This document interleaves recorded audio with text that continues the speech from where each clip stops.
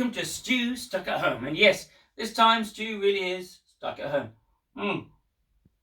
Cutting down, of course, but a little bit of red wine, as we know, doesn't hurt. Now, the lovely Sarah from the BBC Radio Suffolk, who I love chatting to, tells me that she likes me going through the cupboards and talking about my collections. Well, I went through a cupboard tonight, and I found a few bits and bobs here. Quite interesting collections.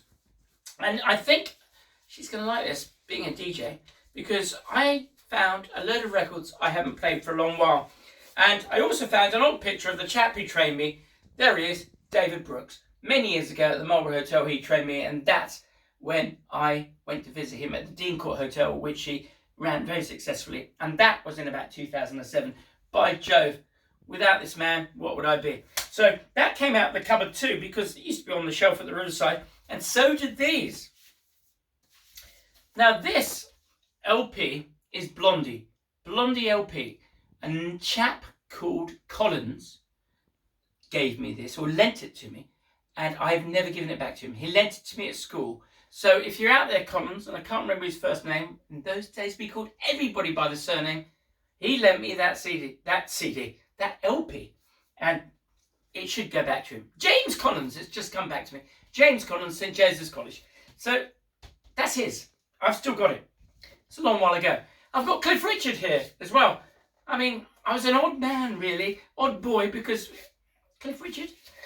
I like Cliff Richard still to this day, and I've got a lot of respect for him.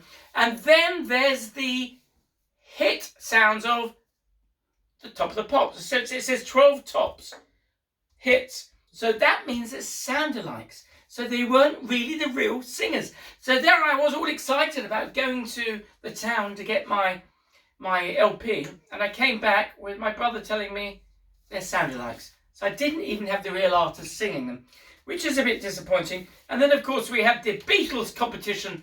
The Monkees, the American attack on the Beatles, if you like. Their way of getting back to us. And I loved the Monkees. Hey, hey, the Monkees. Top of the Pops. Look at that. No, I haven't played any of this for a long, long time. I'm hoping for a record player this Christmas. Yes, I have a gramophone, but I haven't got a record player. This I just thought was cool having. And so did Jimi Hendrix. To be honest with you, I was offered a lot of money for this LP. £650 when it stood on the Riverside shelf. 650 quid. I can't even remember what it sounds like. So it's all rather exciting. Then there's just, there's that artist chap here who did something. This isn't an LP, so we won't go on about that. Black Sabbath, Tina Turner, and Saturday Night Fever. Now, there's a few I'm disappointed I haven't got. One's Des O'Connor, and the other one, bless him, I did love Des O'Connor, and the other one is Tom Jones. Now, my mother never really enjoyed Tom Jones. She always preferred, in those days, Engelbert Humperdinck. Now, Tom Jones, I was crazy about. And I've watched him all my life on television. I've even seen him live in Newmarket. I am crazy about Tom Jones. I'm going to tell you a story. It's a great story. One day, I'm sitting at the Savoy Hotel, really treating myself. And I just decided maybe it's time to nip to the loo. And I knew a few of the people. I used to like to pop in there. There was Carol Lee serving me and another guy called Elu. And I was told that actually there's no rush because someone's important coming. Well, the person that was important coming was Graham Norton. Now, Graham Norton, I'd seen 35 years ago at the Edinburgh Festival. And so I was very pleased to go to Graham Norton and tell him that the last time I saw him, and I quoted the play, was Karen Carpenter's Bar and Grill. And he said, now that was a long time ago. And I was very chuffed, I remembered it. On the way to the toilet to obviously go to the toilet. I don't like those urinals. I went to the cubicle and Jason, who was in the toilets, he always hands you the towels, who's actually got a brother who cuts lawns in Woodbridge, can you believe?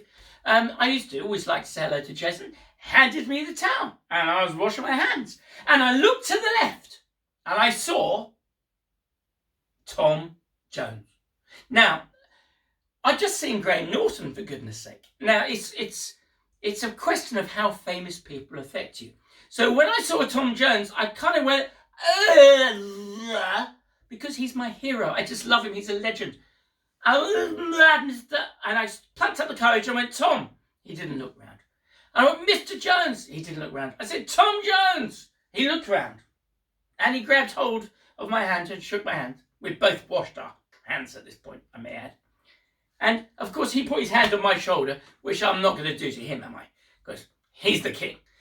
It's an interesting thing. You shake hands with someone, but the man in charge does that as well. And I went, Tom. And he went, hey, how are you doing? And I couldn't say anything. I didn't know what to say. I was just dumbstruck. I didn't want to get my phone out and say, can we have a selfie? I mean, it wouldn't be cool in the toilets anyway. I wanted to say, I love your music. What's the point? And I just, that was it.